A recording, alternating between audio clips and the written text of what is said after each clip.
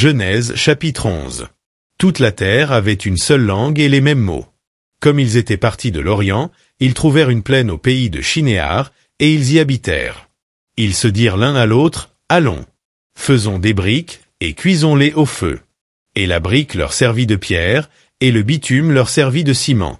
Ils dirent encore, « Allons, bâtissons-nous une ville et une tour dont le sommet touche au ciel, et faisons-nous un nom, afin que nous ne soyons pas dispersés sur la face de toute la terre. » L'Éternel descendit pour voir la ville et la tour que bâtissaient les fils des hommes.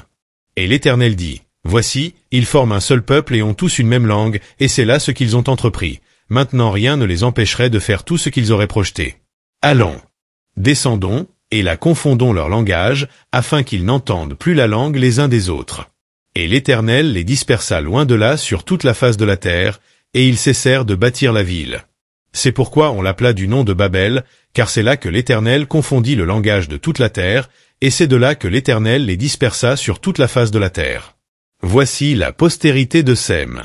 Sem, âgé de 100 ans, engendra Arpachshad, 2 ans après le déluge. Sem vécut, après la naissance d'Arpachshad, 500 ans, et il engendra des fils et des filles. Arpachshad, âgé de 35 ans, engendra Shélak. Arpachshad vécut, après la naissance de Shélak, 403 ans, et il engendra des fils et des filles.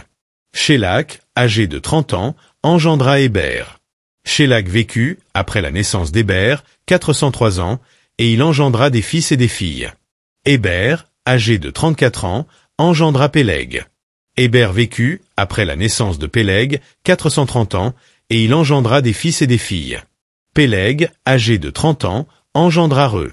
Péleg vécut, après la naissance de Reu, 209 ans, et il engendra des fils et des filles.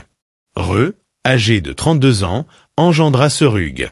Reu vécut, après la naissance de Serug, 207 ans, et il engendra des fils et des filles. Serug, âgé de 30 ans, engendra Nachor. Serug vécut, après la naissance de Nachor, 200 ans, et il engendra des fils et des filles. Nachor, âgé de 29 ans, engendra Térak. Nachor vécut, après la naissance de Térak, 119 ans, et il engendra des fils et des filles. Térak, âgé de 70 ans, engendra Abram, Nachor et Haran. Voici la postérité de Térak. Térak engendra Abram, Nachor et Haran. Haran engendra Lot. Et Haran mourut en présence de Térak, son père, au pays de sa naissance, à Ur en Chaldée. Abram et Nachor prirent des femmes. Le nom de la femme d'Abram était Saraï, et le nom de la femme de Nachor était Milka, fille de Haran, père de Milka et père de Jiska. Saraï était stérile, elle n'avait point d'enfant.